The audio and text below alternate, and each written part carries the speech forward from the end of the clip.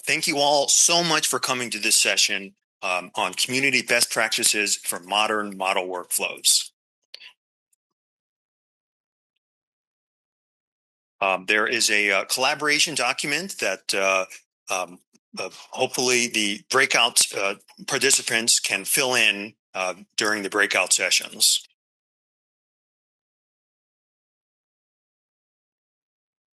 This is my first year at ESIP, and this is our first session at ESIP, and we feel wholeheartedly at home here and wholeheartedly support the ESIP mission and are very happy to be here.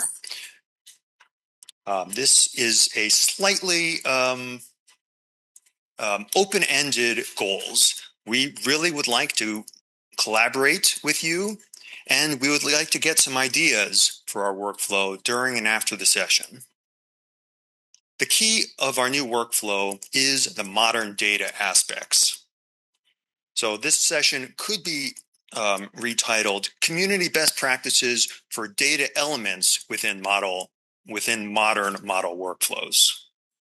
My overall motivation is to support the advancement of science in the arena of model workflows and scripting. I've been at GFDL for 10 years. While getting my Master's of Science in Earth Science, I ran the WRF model for semi-idealized hurricane modeling and really fell in love with the practical modeling and power of the modeling enterprise, including automation, plots, and web pages. And in some ways, I've managed to continue doing that at GFDL. I work at the Modeling Systems Division within GFDL, and Modeling Systems mostly supports GFDL scientists, but this is changing. When I arrived at GFDL 10 years ago, our users were really only in the building, and now our users are mostly outside the building. We aspire to support NOAA and other workflows beyond the building and NOAA. Aparna Radhakrishnan is the head of the data science team at GFDL. She has a real passion for data stewardship and taught me everything I know about data stewardship, data standards, and community best practices in modern analysis workflows. Also on Aparna's team is Jake Sapala, who will be presenting about data formats.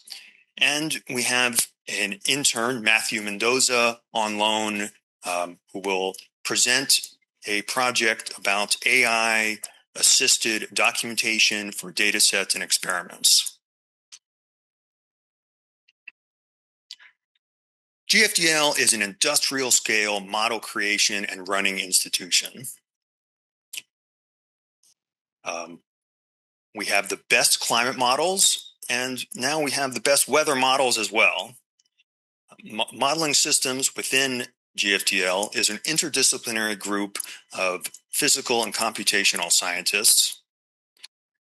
And the data science team is needed because modeling systems is focused on other priorities within the lab, such as parallelizing, supporting the science models, maintaining the software stack, and supporting the NASA NOAA domain-specific language. When I arrived at GFDL 10 years ago, the FMS runtime environment was already in place and making a huge difference. This was a groundbreaking model running workflow in the mid-2000s. In my opinion, it had two great features. One is specifying an entire experiment in one XML file, and the second is incredible automation. So you would set up the experiment in a XML file and then run a couple commands and end up with your results in your home directory. The analysis scripts that you see here are plugin scripts that are launched by the workflow that depend on suitable model environment and software environment that we will talk about in the fourth talk. The original workflow, free, was based on Perl, C Shell, and handled all of the batch scheduling sort of manually. So it had manual error recovery and retries. And a major feature and hindrance is the ability to insert various shell blocks throughout the workflow. So the workflow really does support the goals identified here. In my time at GFTL, we are rewriting this workflow, trading in XML for modern YAML, trading Perl for Python, and trading the manual scripted tasks with the Silk workflow engine. In our view, this is an aspirational ideal of public model running and publishing, again, from our point of view as an industrial model creation and running center. The technical rewrite enables the various data aspects that you're going to hear next. So the workflow is the glue that enables the possible updates that we plan to add. This is an example of some of the workflow flexibility that we're envisioning in the new workflow that is not possible in the old. So pretty much any type of user division model or community workflow can be encapsulated by free YAMLs and set up with the same 3 command structure. Set up your YAML, compile the model, and run the model that the old workflow enabled. This is an example of a collaboration with the weather group at GFTL, and this is a real-time weather forecast quite dissimilar from the regular climate models that Free supports. Another point about the task graph here is that it allows more efficient resource use. Each task can specify different resource requirements, whereas the old workflow typically relied on large scripts, so you could restart the workflow coherently. The YAML schema and command line usage for these Silk workflows is being reworked, so that's why I'm not showing you more examples. So this new workflow enables the data creation and usage patterns rather than defining them. Now, that's it for the introduction, and now I'd like to introduce the talks that we will hear. This is a kind of a flow diagram of the workflow itself, and perhaps a idealized scientific method diagram. So you have a kind of person at the top with an idea, and he or she or they form an experiment in a YAML file, and then they can portably execute this run, and then you end up with a lot of model output. So I will take the first talk on behalf of others in modeling systems. So this is being able to run models anywhere, as opposed to just on our typical Gaia supercomputer. So once you run the model, you have lots of output, and we've heard in previous sessions it's just a generational shift of what to do with model output. Once you have the model output, what about the views into the data? A major shift is from files to data sets. So this theme we will see over and over again. And Aparna's talk, the third talk, will give a glimpse into a more metadata and programmatic interface into the data, in addition to searching and other data stewardship aspects. Then I will briefly talk about the what we call at GFTL analysis scripts, sort of an automated way of generating plots from a model run. And then Matthew Mendoza will talk about an AI project to automatically generate data set and experiment documentation.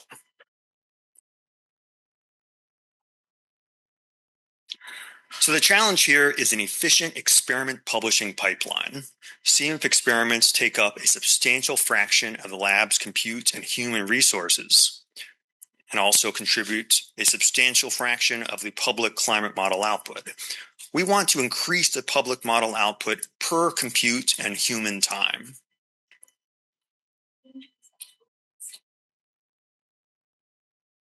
Nope, I'm still here. Here's a perhaps example thought experiment.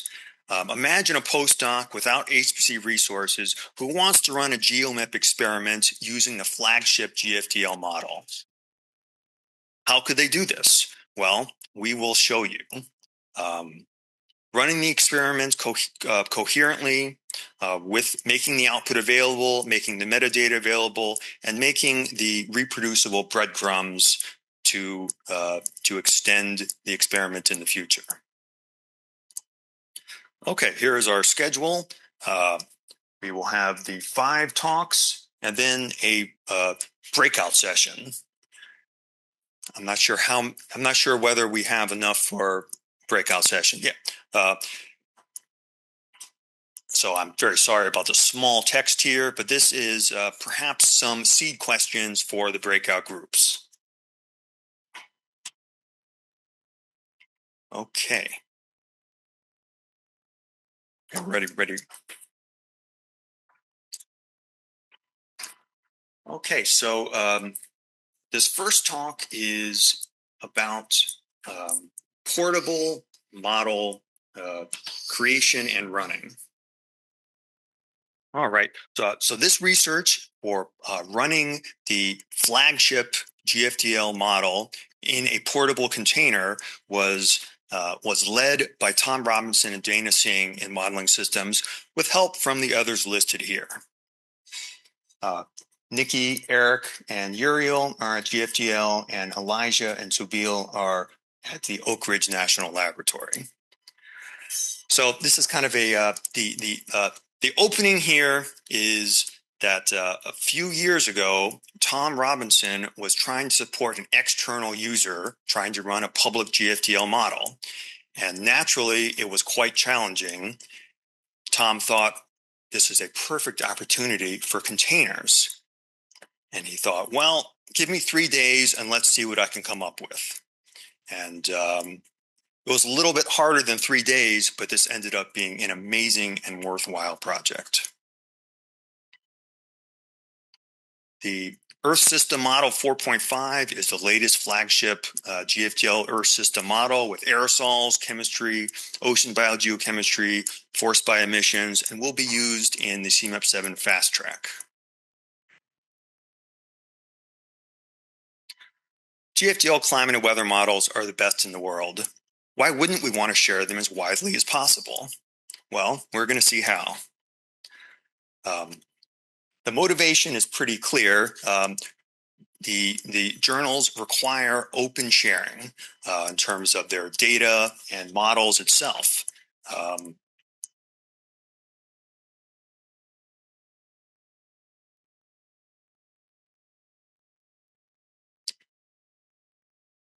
So the solution is containers, but also the ability to encapsulate their difficulties so that GFDL scientists can easily use them.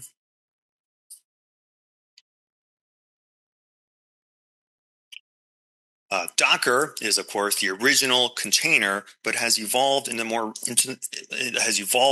recent past into more HPC compatible variants like Aptainer and Podman. In general, they're compatible and convertible among each other. We can now run containers on most GFDL resources, as well as personal equipment. So this is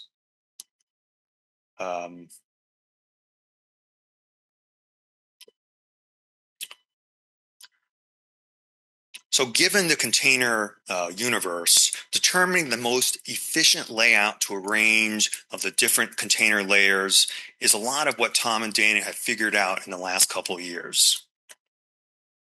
For example, you can build a model with an Intel compiler and then release it with a runtime environment that obviates any license issues. Dependencies are built into the base container. So that is a significant feature of this approach is managing the dependencies in containers using SPAC and other, primarily SPAC.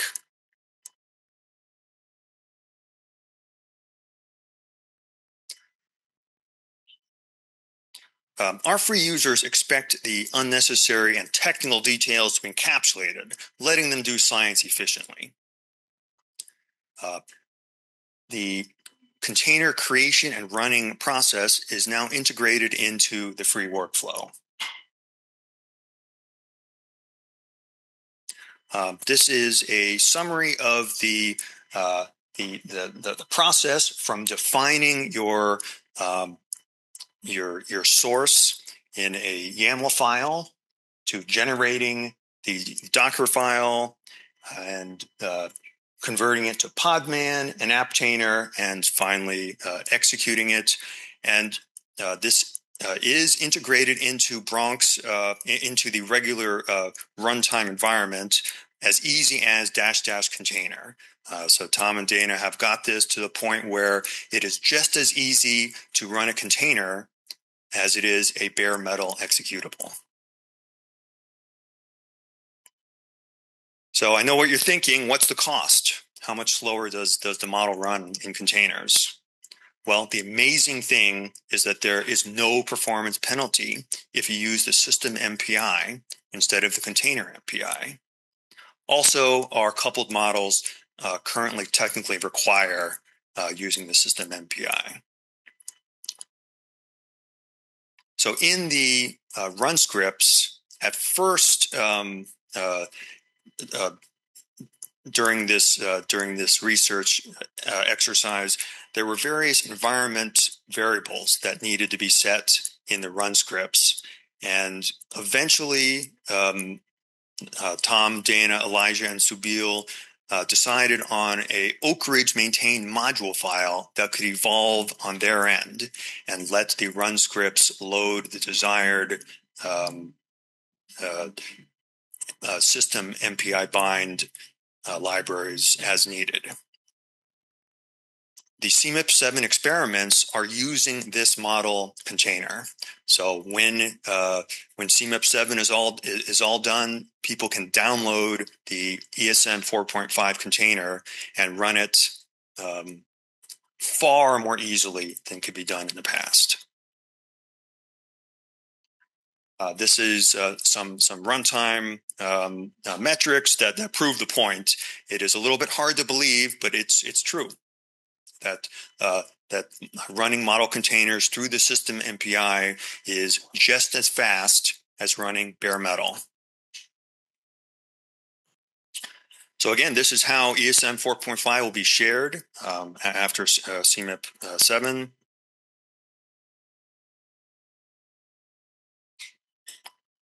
Okay.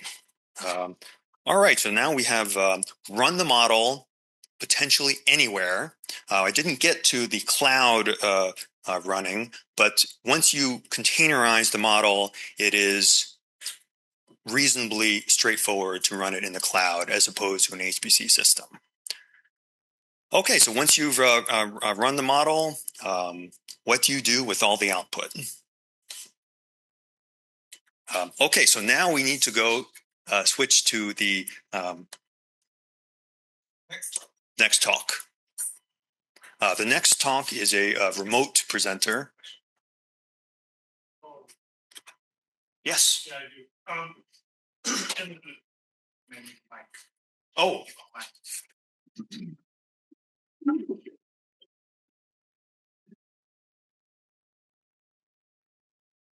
Sorry.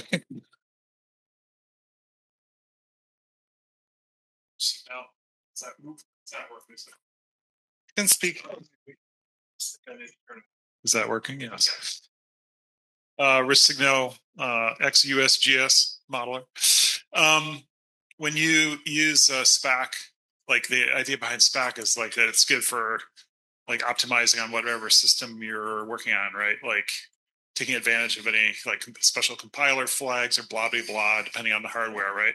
So when you compile it into a Docker container, are you sort of saying like that is there still some way to take advantage of that, or do you just like you build it for because you know what it's going to run on, the container is going to run on, and then if it runs like optimize it for the thing you think it's going to run on, and then if it runs somewhere else it's a little less optimal but it doesn't matter that much? Or what's the story there?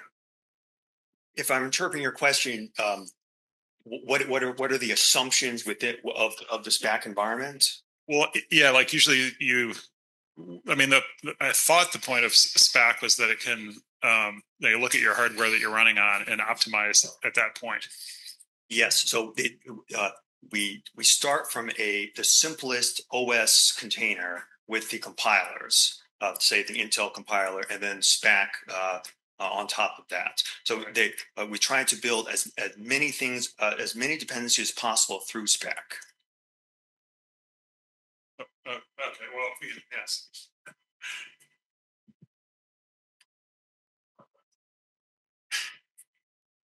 Okay. Okay. So now Jake is going to present a ARCO output and Earth system modeling. So okay, Jake. So I will hit the advance.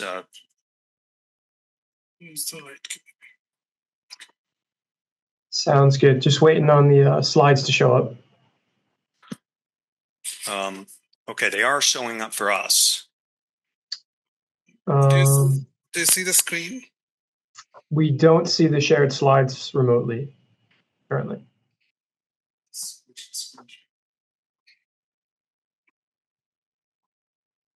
Or it was off.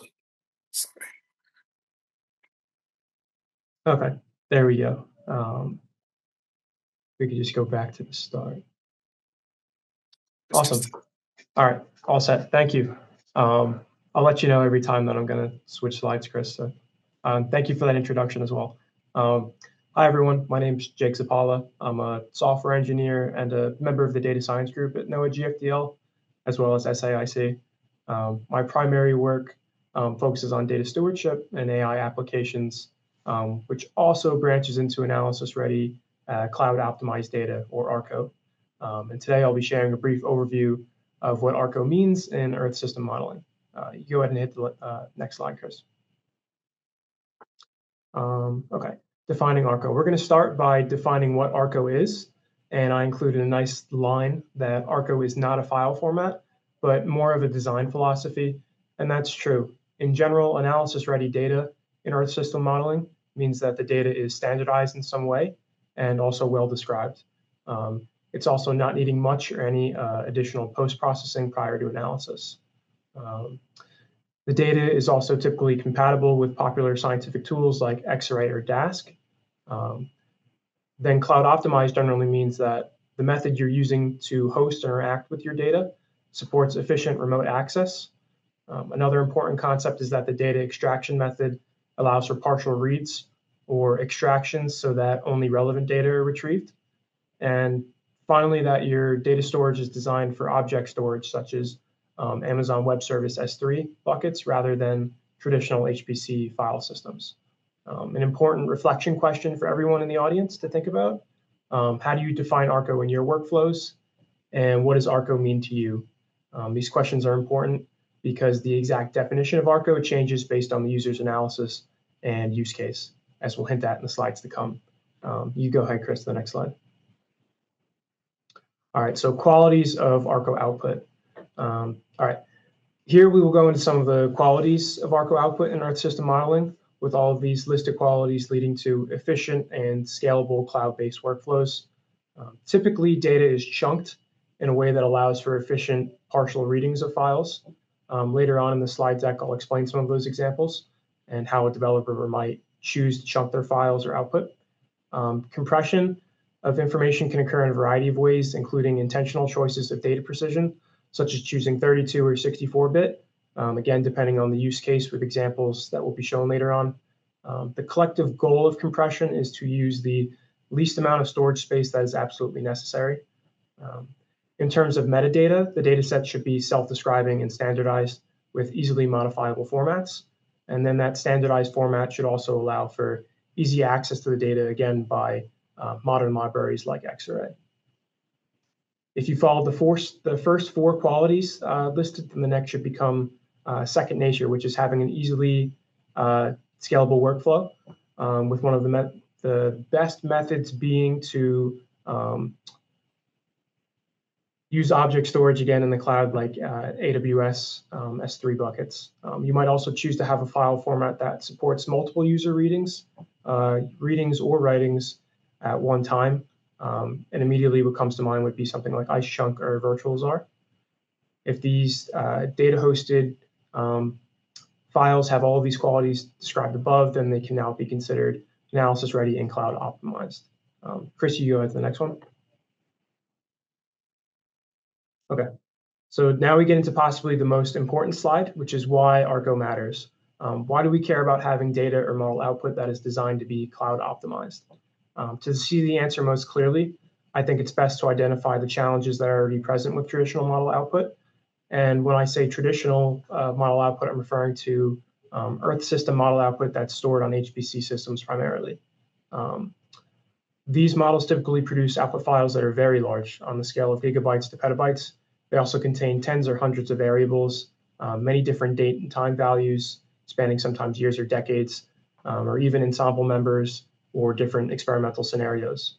Despite all of these challenges involving these very large files, adapting to an Arco format allows for faster scientific analysis, reduced amounts of data being moved back and forth, and often resulting in improved storage costs. Also, almost always cloud-based workflows are going to be much simpler and easier to share and collaborate with than output that's hosted traditionally on HPC systems. It's also worth noting that all of these qualities that apply to cloud optimization also apply to a more well-suited AI integrated application for all of the reasons that are listed on the slide.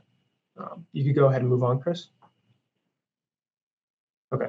So how Arco optimizes resources. Here we have a brief example of how some of the resources that are optimized through this design philosophy, which include storage and the reduction of unnecessary extra data through chunking. These chunks also cut down on network trafficking and potentially reduce some of the necessary compute needs for analysis. Like we've already mentioned, object storage like S3 is perfectly compatible with this design philosophy, as well as there may even be some additional environmental benefits from adapting to Arco philosophy, such as energy optimization and reduction, and many other reasons like we've discussed. You can go ahead to the next slide, Chris. So now we get to talk about designing Arco data. Two very important things to keep in mind if you are designing cloud optimized data sets should be the chunking and the data precision. When choosing chunking parameters for output files, you should have your use case already in mind.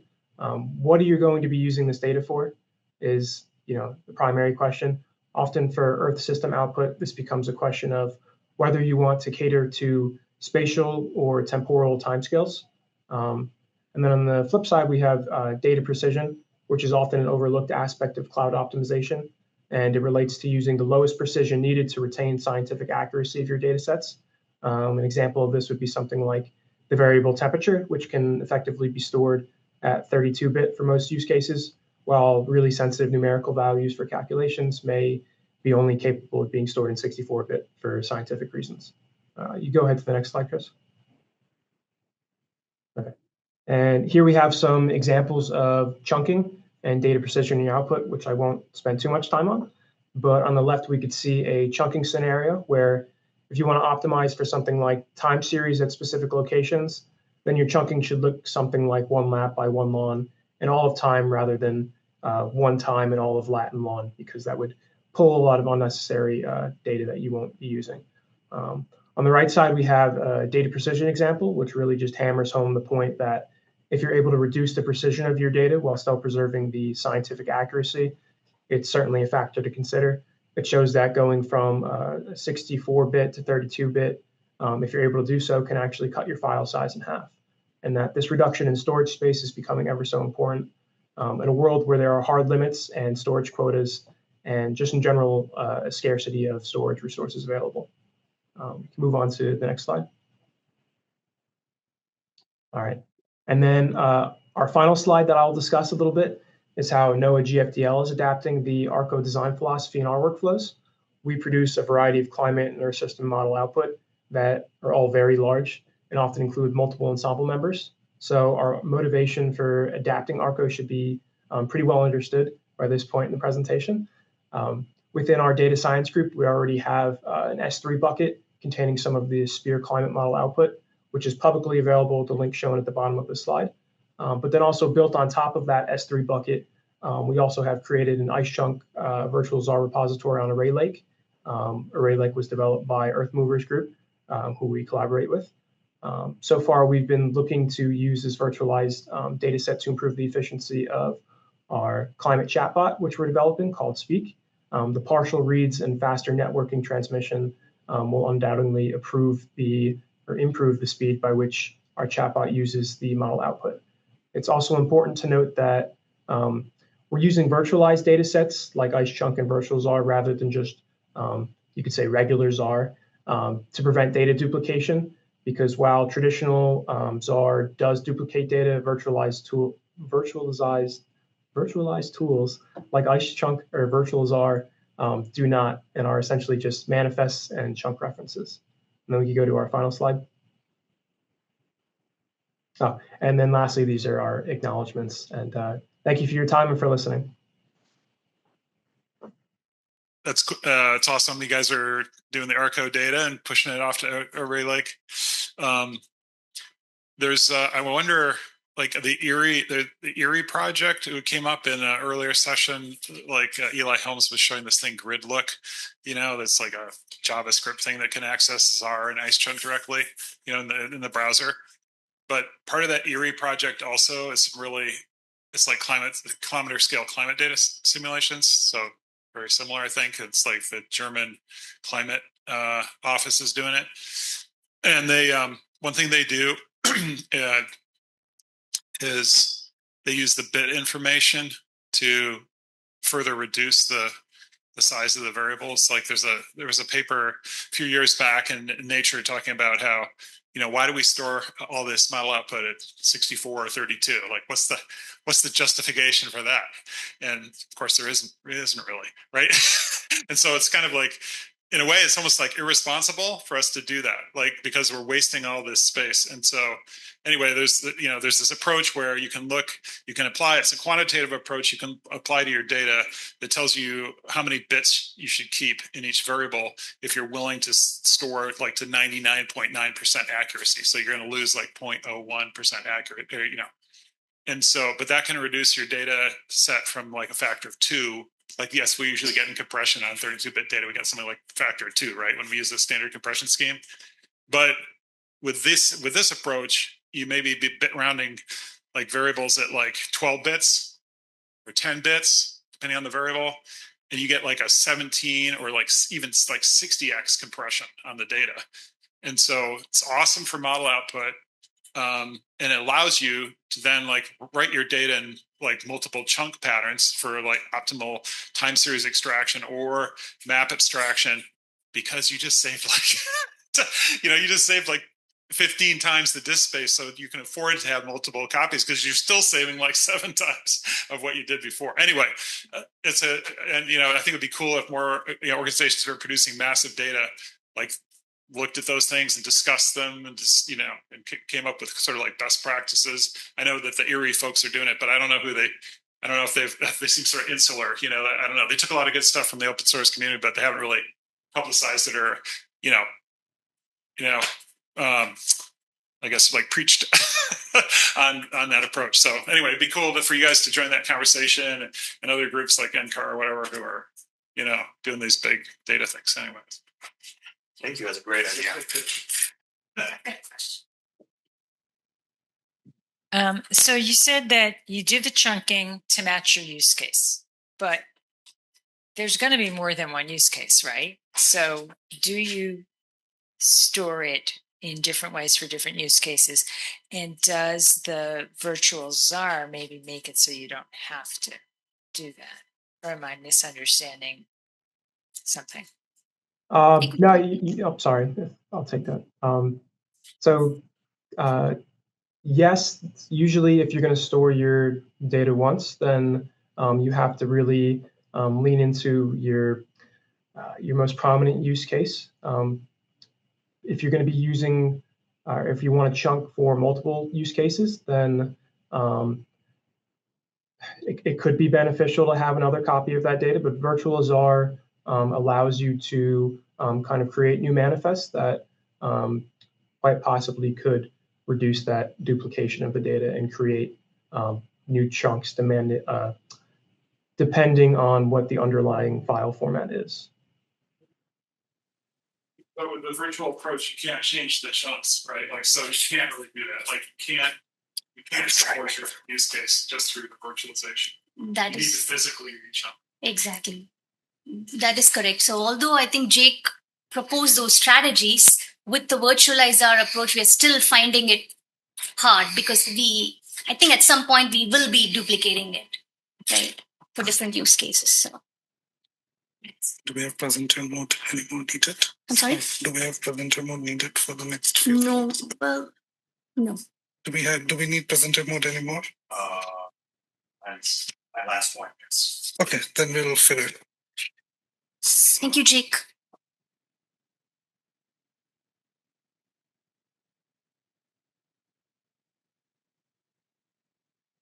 But they don't see it, right?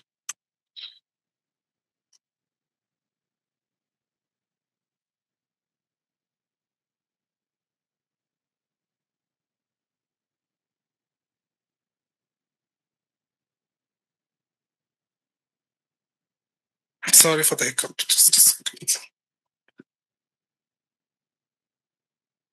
Do we think that we will have maybe perhaps a general breakout session instead of dividing up? I was going to suggest that. It sounds like we're having a lot of Q&A and the session is done at 2:30.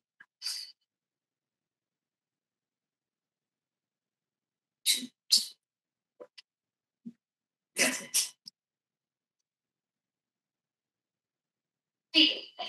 It's already done. Yeah. Everybody online can see it, right? So, can I ask a question about where the data are going? So, in the last issue, you said it's going to Nod and Array Lake. Is that the same data, just two different pathways?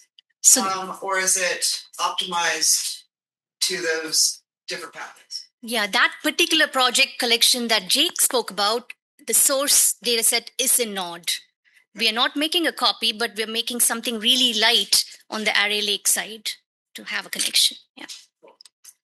Okay. All right. The online participants can see the slide. Okay. I'm assuming yes, but otherwise just let us know. Okay, thank you so much, Jake, for those presentations on ARCO. And I'll be talking about, data publication, starting with the barriers and then progressing to the opportunities. My name is Aparna. I'm from the Cooperative Institute for Modeling the Earth System, working with GFTL for several years now. So when we look at a data user perspective, which used to be me at some point, of course, the challenges were usually around locating the data. And, by the time I get to analyzing the data, I think my energy is already drained. But let's look at the challenge from a data producer or the data life cycle model itself, and maybe take a moment to appreciate what the modeling centers are also doing, because wearing multiple hats, different roles, we're focusing on model development, and at the same time, we're also looking to see how we can share the data and connect science with service delivery, engaging in stakeholder communications, and seeing how things from the stakeholder engagement can feed back into model development.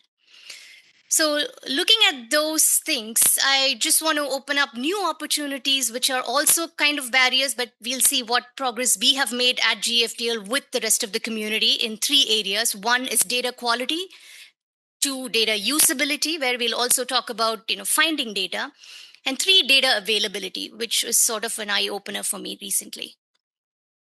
So when we talk about data quality, if you are a data manager, there are boxes to check. But we want to move also beyond just the boxes to check and see how we can make the data useful, and really taking some guidance from NOAA information quality guidelines, focusing on utility, integrity, objectivity, and so on. But for the quantity of data that we have in the modeling centers, sometimes, is there going to be a trade-off, quality versus quantity, or the other way around? I keep asking myself. So inspired by all the NOAA quality guidelines, for a project that we are working on, which is called the SPEAR forward-looking projection, SPEAR being a GFDL couple model that focuses on seasonal to decadal predictions and projections data, we thought having more granular set of checks for the data set was more inviting when we were working with collaborators that are outside of GFDL. Also, these folks are wearing different hats. For example, one could be a climate scientist, the other could just be someone else from a different background. So to kind of summarize what we've been doing, supporting the SPEAR forward-looking projections, is few areas that we've been specifically focusing on climate risk areas for societal and application relevance, which is sort of a newer area for GFDL, which we are doing through the data science group now. We're also focusing on generating pre-computed metrics, and all the workflows that Jake spoke about actually ties in with that, and also a SPEAR knowledge assistant application that we're also building. Speaking about stakeholder engagement, couple of things that we are also emphasizing on is how do we really talk to the stakeholders and know what they want, and we are engaging with the American Society for Civil Engineering and the MAP Climate Projections Task Force to sort of get those requirements folded in. That's very much in the early stages, but I think it's a great start. What I do want to emphasize is how we have created a very simple but intuitive interface to have collaborative quality assurance, because for the scale of data that we have and the boxes to check, no one data steward can really do that operation. So, not going into the details here, but my colleague Arya Radic has put together a very neat quality assurance process with a buy-in process, which invites people outside of GFDL, but within the NOAA task force, to see how they can engage in quality assurance, referring to the rubric that I mentioned below or previously. And we also have a reporting process, tracking the provenance, who did it, what was checked, and things like that. And we tie that up with what's called the data catalog. That's where we record the provenance. What is a data catalog? So now we are moving into data usability, which, like I mentioned, starts with finding your data. But the data catalogs that we have been using not just finds the data, but it also opens up possibilities to sort of visualize that in your analysis script, kind of blending in with what you're already doing, so it's not an extra step. So if you want to ask the question, where do I find this data set for my particular analysis? How do I open it? I'm talking about NetCDF, ZAR, IceChunk, but how do I open it? Those are some of the questions we're hoping the data catalogs will help us address. So a couple of things we are looking into. Intake ESM, of course, it was put together for a very specific purpose, but it really works for us for a smaller collection. And it's easy to set up as well, which is what we have adopted in our modeling workflows today. But we are also working on stack catalogs for the SPEAR forward-looking projections. Not an easy setup, but extremely scalable. And we want to see how we can, I really want to see if we can adopt stack and if there is going to be an overlap at some point. That's one of my objectives. So if you have any other ideas, any other data catalog tools that you've been using, or want to come join us as we are writing up this publication comparing the performance and the use cases, please do let us know. Also, quick shout out to what's called CMIP, Couple Model Intercomparison Projects, which is now inviting analysis-ready cloud-optimized data contributions in terms of Kerchunk, Virtualizar, IceChunks. There are numerous efforts already in place, but if you want to join hands, do let me know. Jake has already covered the ARCO aspects, but I do want to emphasize two things. On your left, what you see is, a rich set of metadata. And again, a shout out for, CMIP conventions and CF conventions, without which we do not know what rich metadata can look like, without which we cannot build interoperable tools. And the purple box there really highlights how seamless it is to open an ice chunk or create an ice chunk if you've already worked with ZAR. So the transition, we want it to be more seamless and familiar for people to adopt it. People in the sense more from the modeling centers at this point. Now, the last barrier here, which I mentioned was an eye-opener for me, is, we've been talking about data quality and usability, but what is really produced in the modeling center and what is really needed in the stakeholder downstream applications? Have we evaluated the fitness for purpose? So if you want to visualize sort of a coin, the head or tail being the data producer, and what we have in mind is model development, our priorities, and, growing spatial resolutions of the models. But there's also another side to it, which has multiple dimensions, because we don't have just one downstream application. We have multiple downstream application, and most of which actually want, 3-hourly data or hourly data, which is normally not what we archive in a modeling center. So there's really a gap there that we are trying to address through co-production techniques and engagement. So if you have any ideas around that, we would love to hear that as well. I think that might be my last. Oh, no, not really. Okay. So when I'm talking about data publication, I'm also asking myself, what should the success metric be for data publication? On one side, yes, we have a lot of data in modeling centers, and there is some published data. But I feel like the balance here is not the key. A modeling center produces data for specific reasons. But if we could focus on utility, usability, and what the downstream applications actually want for actionable applications, that could be a great success metric. Of course, like Rich mentioned, if we could employ, compression techniques and things like that, and some data management planning that our student intern will be talking about shortly, will be good for the balance. But the balance is not really what I'm looking for at this time. Is the data that we are putting out actually useful in downstream applications, is the question I feel like I should be asking. But again, discussions welcome around that topic. So next up, we'll see how the data ingestion and usability really connects with data analysis by Chris. And then we'll move on to advancing data stewardship by our student intern, who's done some amazing work in just 7 weeks. All right, over to you, Chris.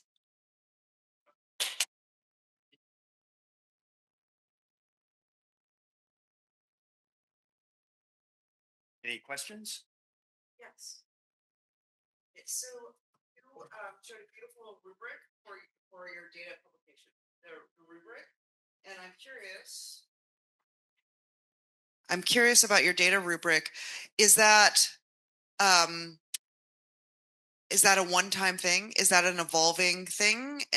Are you engaging stakeholders to hone that rubric, and what's that process like? Because you put the sort of schematic of what the data producers are doing, right? There's all these other things. Mm-hmm. That rubric development and sustainment and like care and feeding of the thing that makes it quality.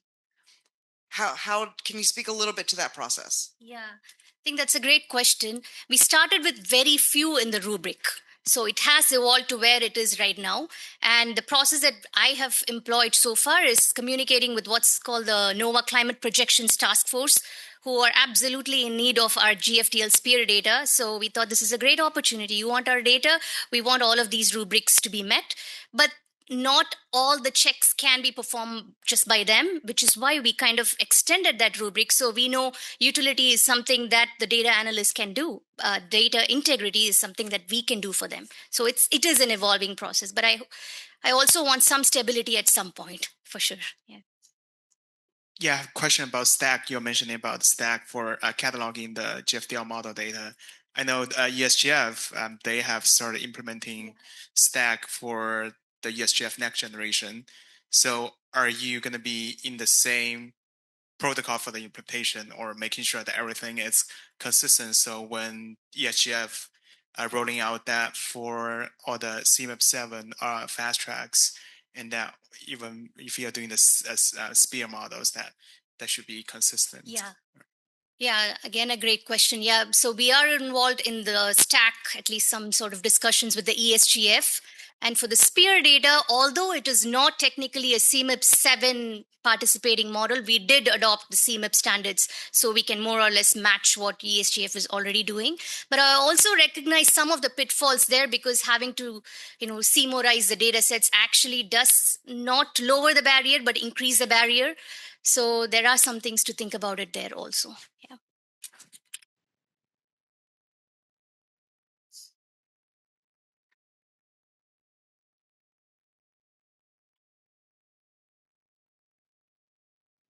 So are you changing how the data is written from within the models?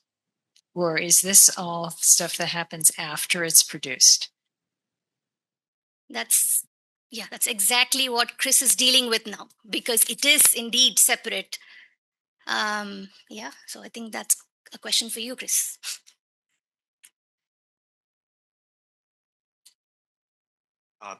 Sorry, could you rephrase your question? So are you changing how the model data is written at the time it's generated within the models, right? Like, which is going to a parallel file system and going as fast as you can so that the model productivity is as high as possible. Do you do this offline or asynchronously, or are you going to change how the data is written in the first place?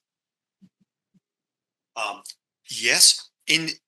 As part of flexible modeling system development, modeling systems is developing a offline writer. So yes, that's true. But I feel like as far as ARCO goes, we sort of have a separation of the raw model output versus the post-processed ready to analyze. That's a yes, but.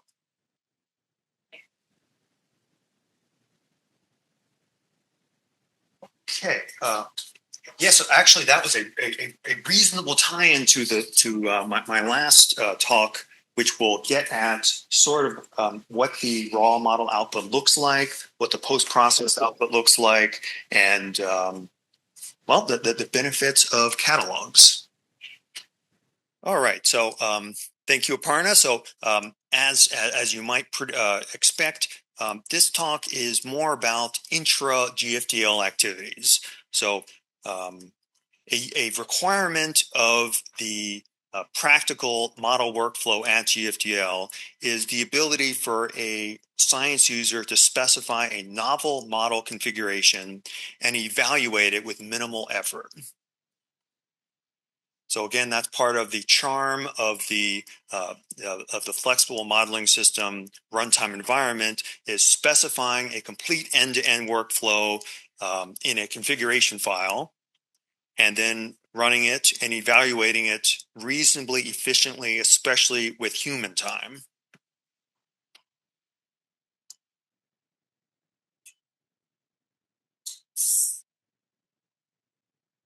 So this is somewhat of a model development loop. Say you have a new radiation parameter feature that you'd like to evaluate.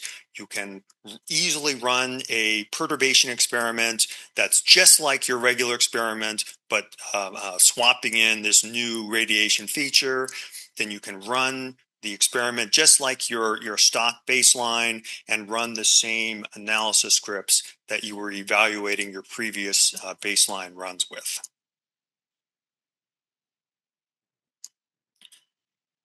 So you would save out your needed variables in your configuration file. And once you run your model, you see your raw model output in your history files. They are netCDF files, of course, and largely CF conventions, and they correspond to the variables that you have saved out.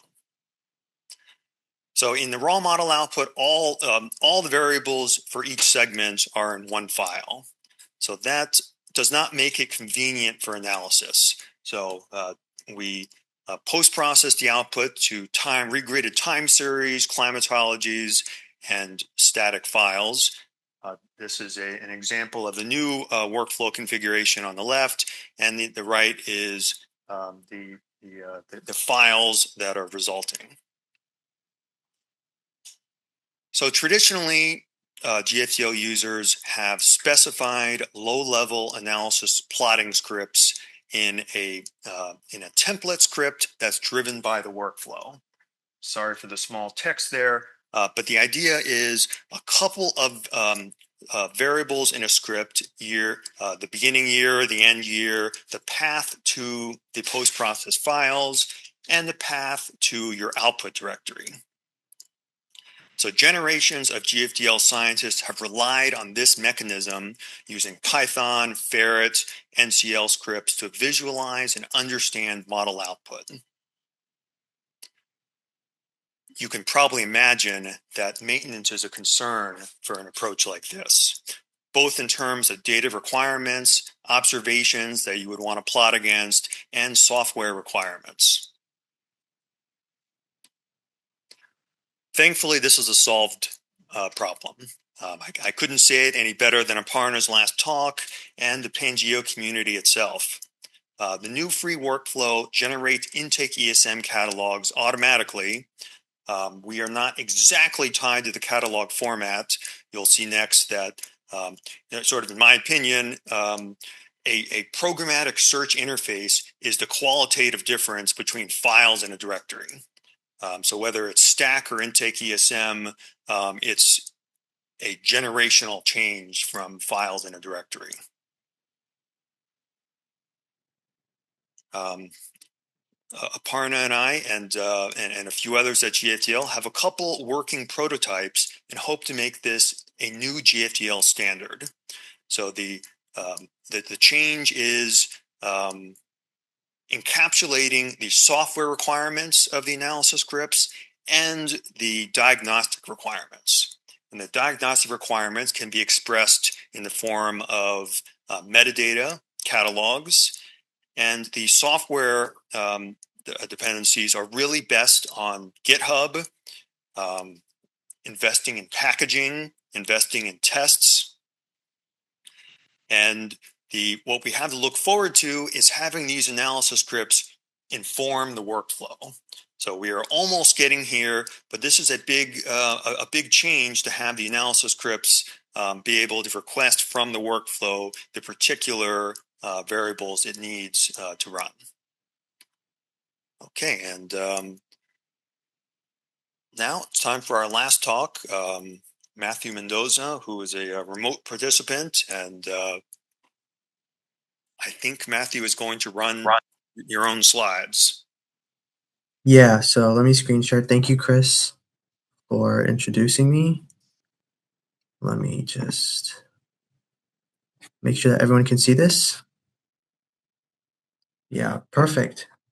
All right, so this is basically to tie everything in the last and I would say a really important step, which is automating data management plans using large language models. So that was my project over this summer. So for some background, I'm a rising sophomore at Santa Monica Community College, and my interests are programming, math, and trading. I was raised on the iPad, and that's how I got into programming. So I guess the rest is history. My family comes from Guatemala. I'm the first to go to college. So now let's get into the real important thing. So what is a data management plan? So at NOAA, the data management plan is the first stage of the data lifecycle. So whenever a scientist would want to start a project, they would make a data management plan before they started. And when you make one, you declare things like the logistics, such that the geographic coverage of the data collection methods you use, and the amount of space you think you're going to be using. You also have your points of contact. So if anyone needs to contact you for any reason, it is right there, as well as where you plan to store your data. And some examples include NOAA NCEI, Princeton Research Data Commons, or just, in our case, the GFDL tape. Now, there's another important document, the dataset README. And basically what this is, it's human readable metadata. And that basically means it contains information like experimental conditions, lists of variable names, and quality assurance, all so that other scientists can replicate your findings. So why is this so important? It's because the audience that uses it lab leaders, program managers, fellow scientists, enthusiasts alike all benefit from these standardized dataset readmes and data management plans. For example, lab leaders use DNPs and readmes for data recovery and resource planning because it contains all the necessary information to do those things. Program managers want to know whether the data is compliant, and it's a major help for funding. And scientists and enthusiasts use these documents to replicate and contribute to scientific findings. Not to mention that in our case, it's very, very recommended for funding. Having a README and a DMP helps us get a DOI, which helps get citations and the credit that people properly deserve. And most importantly, the data becomes accessible for absolutely everybody. So as scientists, we have a duty to advance human knowledge. That means we should practice science that is reproducible and transparent, as well as a bunch of other things, which is the gold standard of science that we strive to achieve. And all of this is accomplished by these DMPs and READMEs. So I asked at the GFDL in our lab whether people love science, and obviously everyone said yes. But I also asked them another question, if they liked writing tedious documents, and absolutely everyone said no. And that brings us to the brutal reality of filling out these documents, is that they take several meetings and they take unnecessary emails, and it's honestly not a fun experience.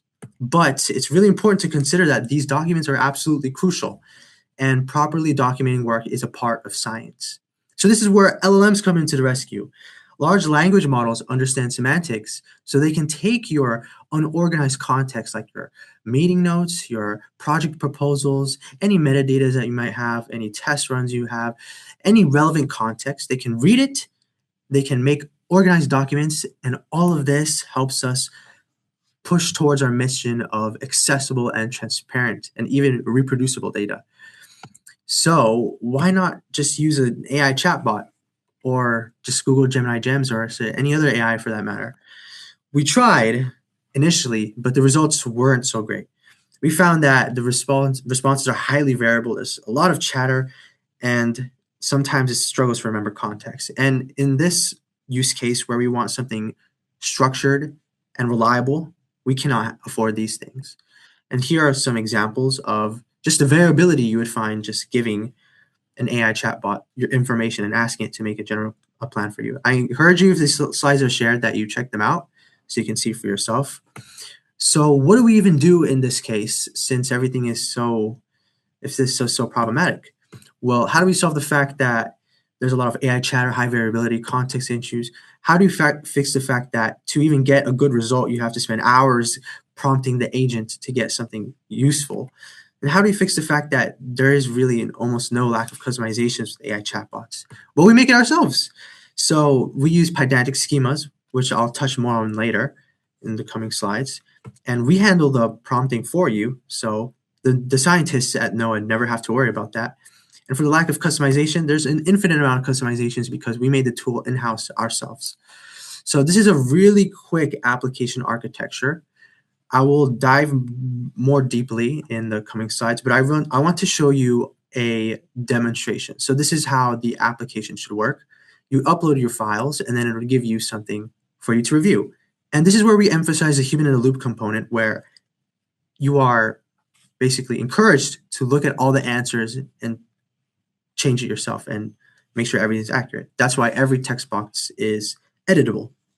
So let's dive deeper and see how this works. I guess this is my favorite part of the presentation, because I would consider this my prized possession. I spent a long time with this, and I'm really passionate about how it all works.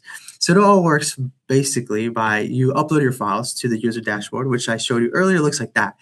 And then it gets sent to the back end, which is a fast API container. And then these three things happen in fast succession. Boom, boom, boom.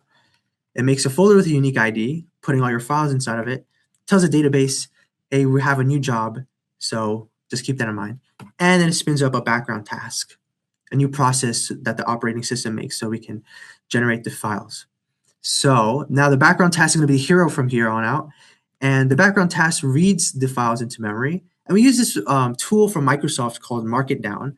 And Marketdown does these computationally heavy CPU stuff, and it gives us a bunch of Python strings. And then those Python strings we combine all into one big superstring. And like I said, I was going to explain earlier, the pedantic schema. What that is basically a rule set. It is a rule set that the AI must follow, and we defined it so that the AI gives us a really strict structure, basically a question-answer pair. So we give those two things to an SDK, which is a software development kit. It's a logic that OpenAI, Google AI, Anthropic, they wrote that for us so we can communicate with the AI servers.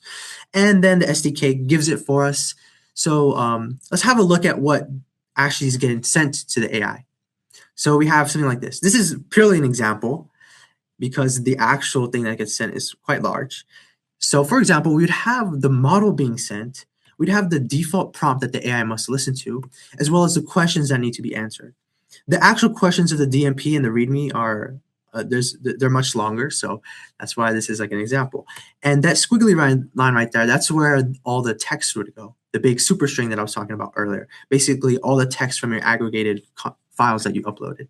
And this big part right here is just the pedantic schema. It's essentially the rule book that the AI must follow.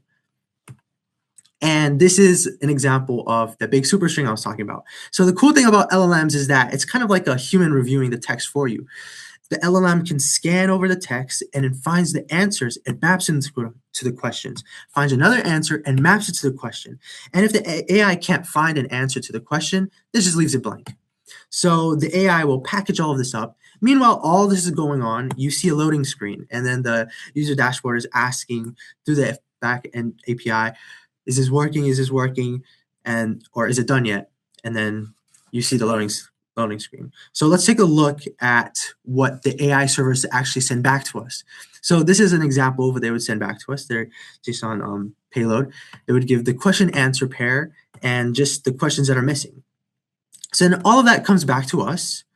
And then I copy the superstring onto a text file just for safekeeping purposes. It goes back to the folder with the unique ID. All the original files get zipped up. We tell the database that everything's complete. And then finally, you see the finished product, which is this. That review document section, labeled number 2, that is the document where all the answers that could be filled out are filled out. And if any question, the AI doesn't guess, which is the best part about the schemas. And if the AI leaves it blank, then that's information for you to leave out to fill in yourself. So, too long to read. Essentially, all your files with all your context is turned into a big block of text. We use AI's superpower of understanding semantics to find the answers within that text and map it to the questions. And then you're ready to review your document. As simple as that. And the whole purpose of this was to remove as much friction to make these documents as possible. So there's some extra features too, because with customizability, we can make anything. So I added your own API provider secret key. You can add your own API key if you choose to change your model. You can change a generation prompt, so the default prompt that the AI receives. And for whatever use case that you might have, we have custom form templates. So if you have a slightly different version of a DMP or maybe a slightly different version of a README or maybe just a different document in general, you are welcome to add that yourself and use this tool as much as you like. And you can also see your past historic analysis and change them however you wish. And some of the things that we actually did during this internship was we made a DMP for the data portal and a dataset README for Spears. And we're in the process of using that DMP to get a DOI so we can all get our citations. And as not to mention the Streamlit user dashboard, as well as that beautiful logic that makes all of this work. And for the future, this is only the beginning, I would say. There's still so much more that we can do, like adding a RAG knowledge base, which is basically something that AI can use to reference knowledge. We can make this so it's a weekly automatic document generation using a command line tool. Currently have a demo about that, but it's not currently finished. And we also we still need to add benchmarking. We can share the tool with other NOAA labs or potentially even other labs in general. And we can also incorporate it with some NOAA tools like Spear, which is a project that Jake's working on, data catalogs, as well as Freemore with the command line tool. But in conclusion, this internship was about making scientists' lives easier. And it was created for the goal of making data more accessible and transparent for everybody by removing the friction that comes from creating these. And I think it's really important to consider that there's so much more to come. And I want to give a special thanks to my mentors for helping me out, as well as the internship committee and SEAMS in general. And that's my contact information. So thank you so much for listening. You? Hello. Hi. So, as a member of the NOAA Data Governance Committee that wrote the foundational document that you're basing this whole thing off, the Data Management Handbook with the life cycle and blah, blah, I love everything that you've done with it. You have broken down a turgid, horrible document that I wrote and made it an actionable situation, and that is fantastic. I'm just so pleased to see the work that you've done, and you are going to go far, my friend. So, round of applause. Thank you so much. I really appreciate that.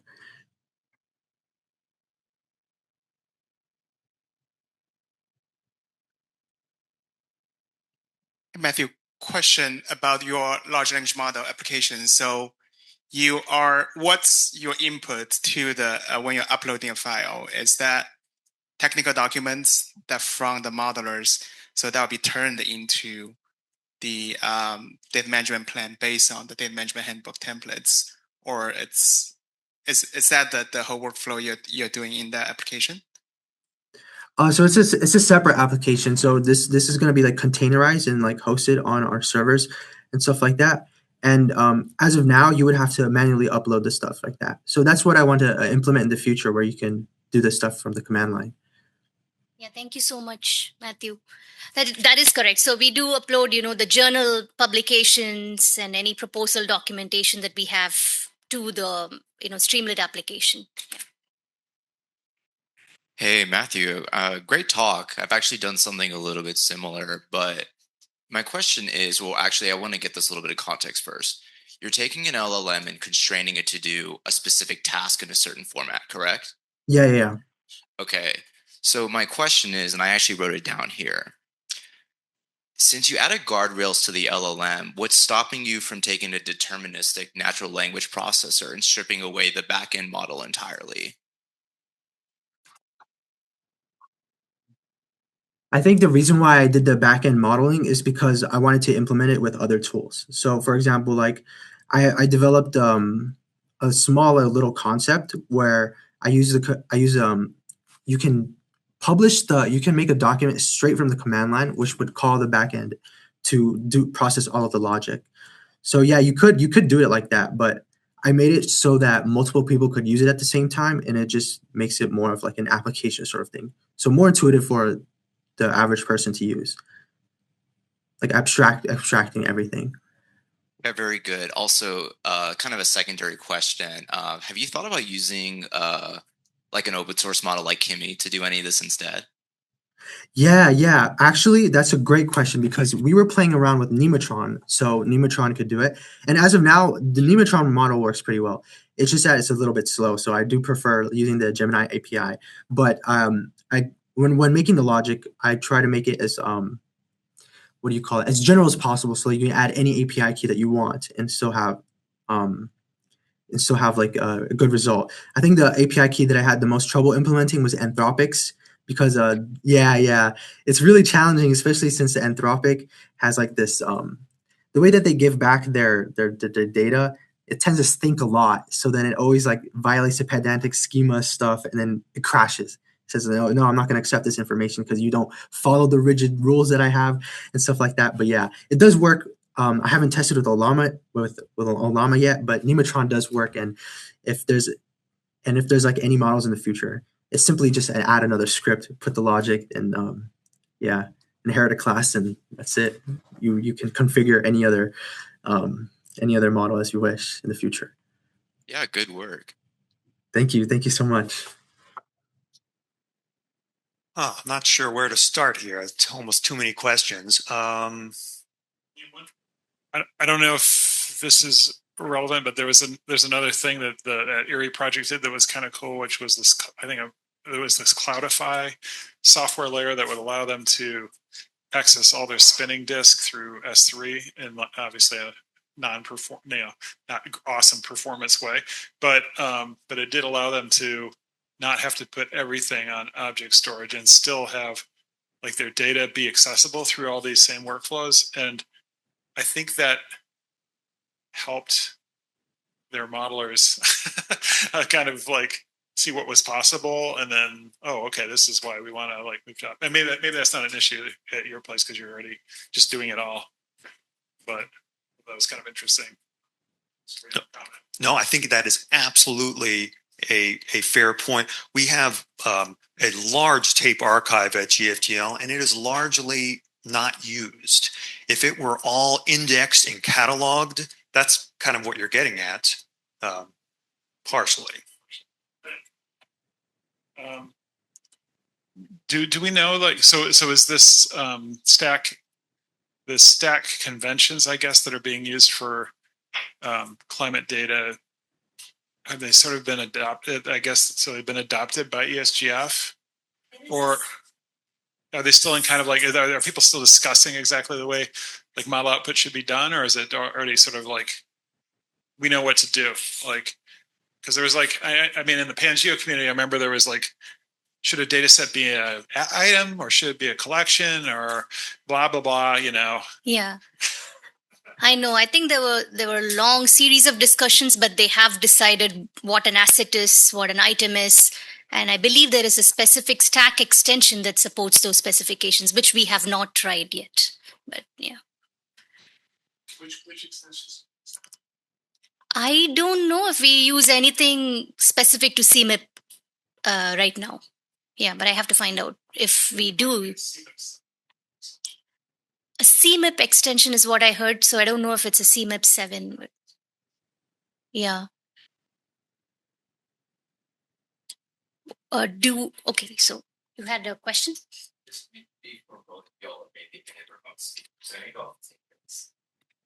So this is a bit of a longer question. It kind of comes from my own work. I specifically do stuff with supercell modeling. So I've found that kind of going between 32 versus 64-bit can leave a lot of efficiency on the table, just kind of doing it manually. Have y'all looked into anything like ZFP compression to kind of just help y'all out with that? Is that lossy or lossless? It should be lossy, if I remember correctly. So at GFDL, we have multiple hardware compression. So our tape system has hardware compression. Our transfers have automatic compression. Our scratch system on our bag supercomputer also has built-in compression. So these combination of hardware compression and compression formats is could be counterproductive. I see. I try to do as most of my experimentation locally, which is kind of why I like the idea of reducing bits. It's I will look up Erie. That's a great. I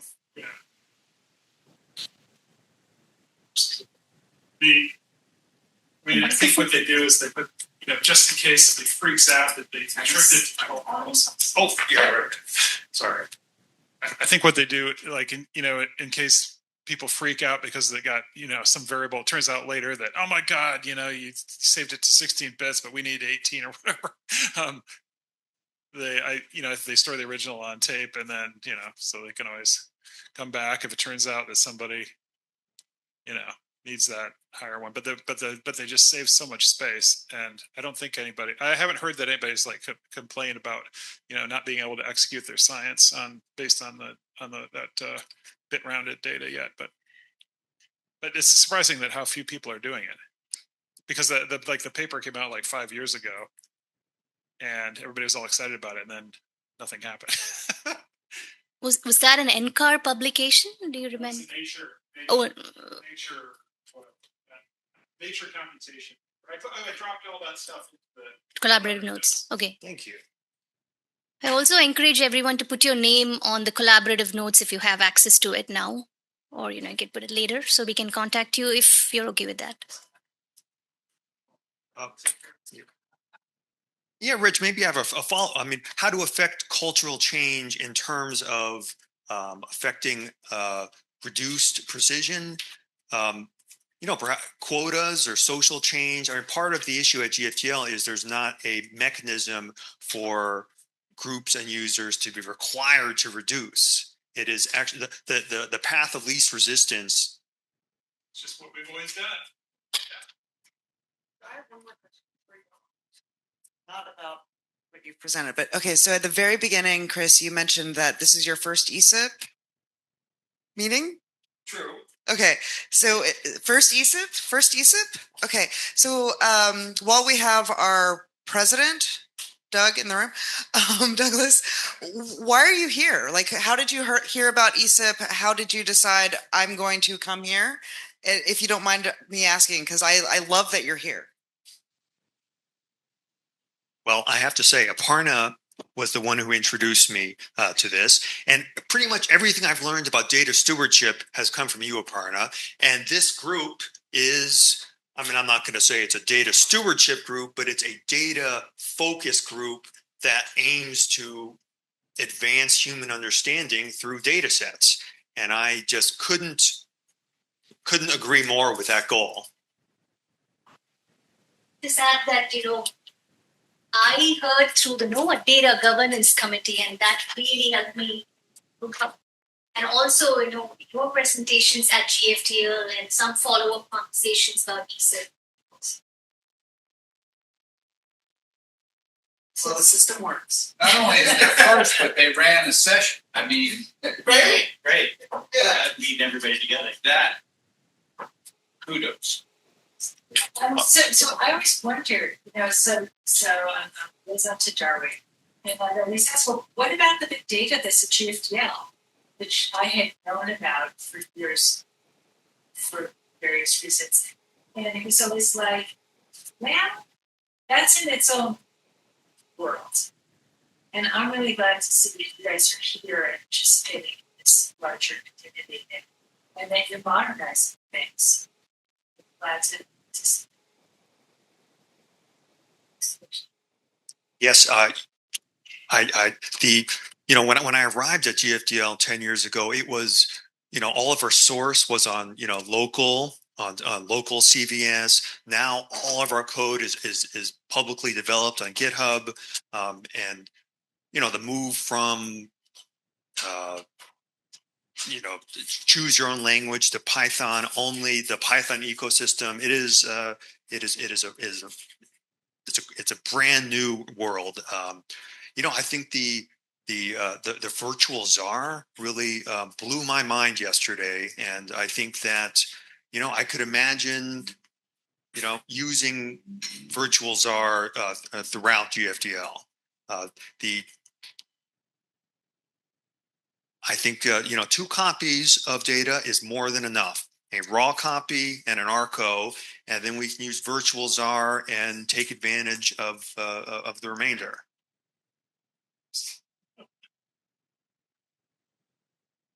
Just one other thing that I don't think was covered in the virtual store thing is that it's super handy just even locally for like people who are used to like using OpenMF data set or some thing where you every single time you do OpenMF data set, it goes through all the coordinates and all that blah blah blah.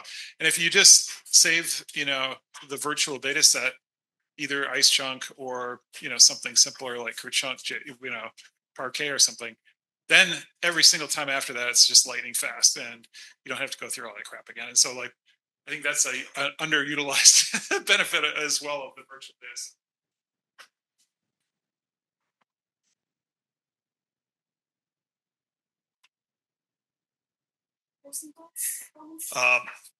Thank you all for coming. This was a reasonably good discussion, and I think that we will take some concrete pointers back home with us, and that's worthwhile. That's progress, and one step at a time. And I'll see you all next time.